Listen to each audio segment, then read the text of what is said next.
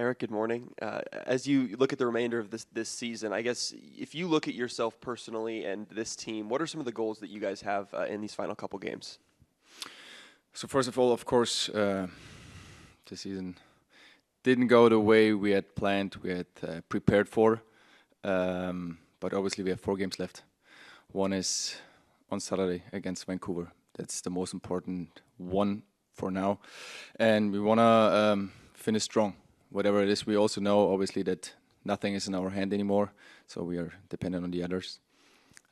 But it's also a difference if you finish strong, then, also compared to the last weeks where we didn't perform the way we wanted and didn't get the results out of it. So still, we are a soccer player. We are competitive. So in that case, it's all about winning. And I feel like health-wise, you've been in a pretty good spot most of your career with Sporting KC. This year's been a little bit different. I'm sure that's been frustrating. I guess where have you been at mentally as you've now been recovering and coming back? I mean, it was a stretch over a few weeks. Like you said, the first time since my arrival here, where I need to pause and watch the games from the stands. What is obviously not the best view for me. But I'm happy to be back, and right now I feel good, and I want to help the team. And it was also disappointed for me that I couldn't help the team. We couldn't get the results as well in that time. So but we cannot go back, and that's why focus is on the next game. And whenever you're coming off the bench, what kind of impact are you trying to make? And I guess is it frustrating watching the first half for 60 minutes from the sidelines? It is. As a soccer player, especially the worst thing to watch games because you're emotional, so included in every action, and I just wait for my substitution. And whenever I have the opportunity, and now it's getting better that I get more minutes after injury to help the team wherever I can. If it's just structure-wise, if it's maybe motivational-wise, whatever it is, it depends on the game as well. But obviously, you can have an impact as a player when you come from the bench. When you do have to watch from up above, do you sit there and try to nitpick and say, we could have done this better, could have done that better? I mean, it is. You can see things clearly, or more clear from above because you have a different perspective of the game. But of course, it's still, if you're on the field, it's the same. You get in touch with players, you can do things better, but obviously it's also hard to make decisions in a couple of seconds. And after a game, it's always easy, and also for you guys to say, look, what a mistake at the end. Yeah, but it's you need to make a decision really quick, and sometimes it's the wrong one. But I rather do wrong decisions than to watch other players doing the wrong decisions. You know what I mean? Yeah, I do understand. What did you see from the team at that point, though, when you were watching it and weren't playing? What did you see that they should have been doing better? I know it was maybe a mistake here or there. Team was very close in so many games. What could the team have done better? I mean, every game is different. Also, you know what I mean. It's not that it's one particular thing where we need to change that. It depends on the away game, home game, whatever it is. We can talk about a game if you want to. But obviously something is missing, and know what your question is. Otherwise, we would have gotten more points than we have right now. It's always hard to say. It's always hard to say sitting here. If I watch the games, we can go through scenes and situations where obviously can show you what is wrong in that situation. But I think if it comes back to mentality-wise, we are a really good team. We're intact. That shows always the second half because we are pushing until the end. That's a really good thing. And then it depends on the game what it is. But like I said, we need to work also on these things. And I can't tell you now what it is exactly.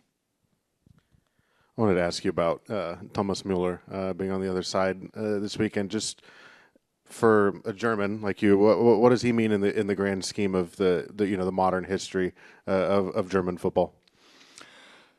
I mean, it's I think not even as a German. I think everybody who's in love with soccer knows him and knows how great he was on the field, and what a immense impact he has. He can put a stamp on every game because he finds areas on the field like nobody else probably. And he's a great addition for Vancouver as well, for the league. I loved watching him back in the days, now as well.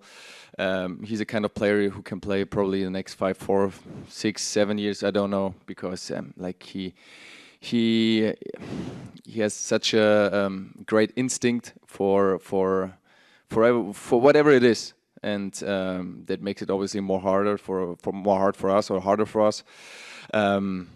But I can tell you also, like, I was growing up watching Bayern Munich, and he was also playing as a really, really young guy. Was impressive, and still it's nice to compete with such a guy. If you played against him in the Bundesliga, I'm just curious, what are the ways that he can hurt this team tomorrow, and what do you guys have to watch out for with him? I mean, he's unpredictable, so you cannot control him over 90 minutes. So, but our goal is to do it collectively in a way that he cannot lead the game clear, doesn't have spaces, doesn't have a lot of touches with the ball, because then he's strong if he can turn, if he can find another player close to the box, even in the box. He make runs like nobody else and create spaces for maybe the striker. So we need to be aware of that. I mean, I played with him during COVID. It is probably a great story. We played in Munich. We had no chance. We were running behind the ball all the time. And they had the ball on the right side, and he was telling the left center back that he was in a great position, because when they lose the ball, then he's in a great position to get the ball back.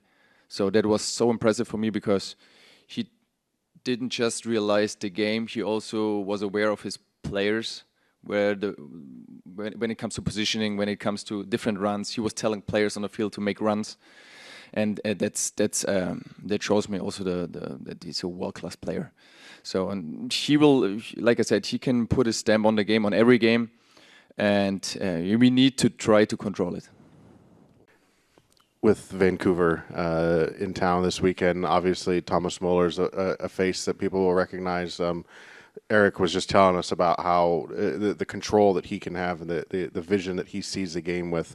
What are you guys kind of working on to try and quell him and quiet him as much as you can, considering the guy got a hat trick last weekend? Yeah, I think, first and foremost, I think it's difficult to come in at the halfway point for any player, no matter what his status is in the game, and have an immediate impact. And we've seen that over the course of our history in this league, that some really great names have come here, and it's taken a little while to get going.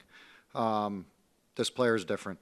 He's made an immediate impact in a team that was already good and well organized. So his insertion into the group has been seamless, and you don't see that often. And I think that speaks both to the quality that they currently have within the group, and also his quality as a player.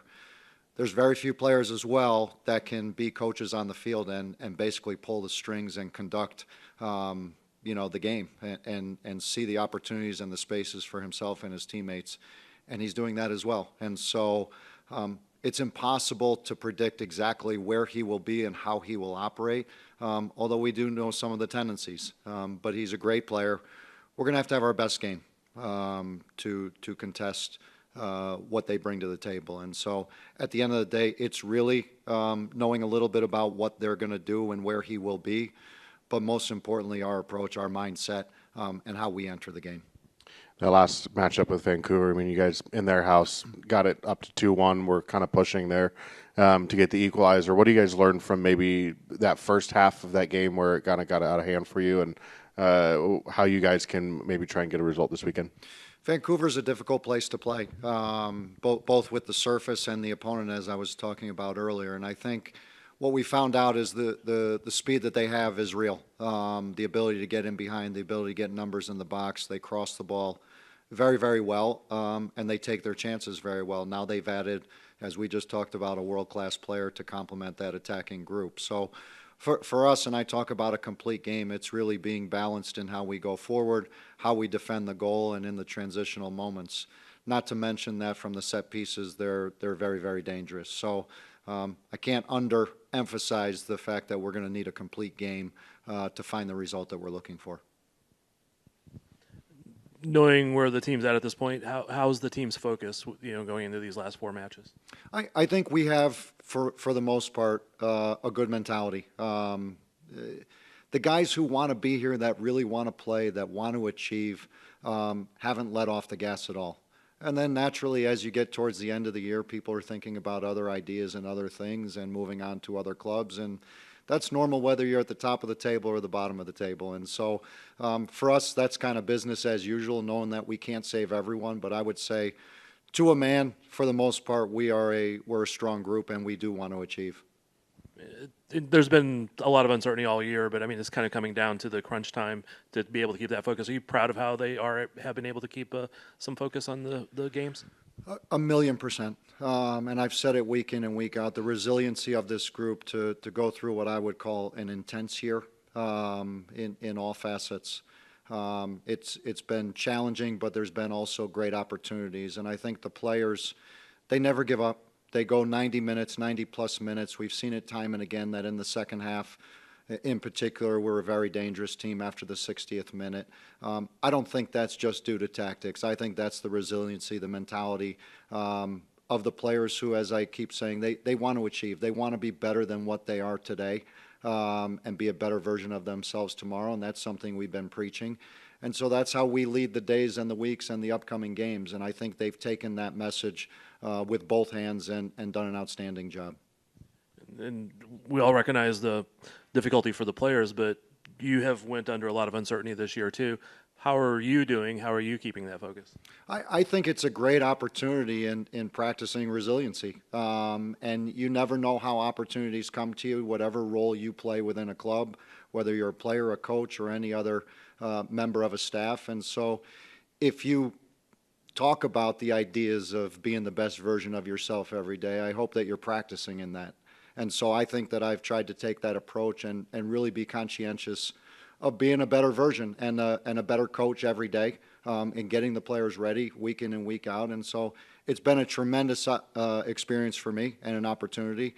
And I'm more proud of how we've handled the year than anything else. How's everybody's health? I mean, I know Thommy and Manu probably are available, but what's their minutes? Do they have...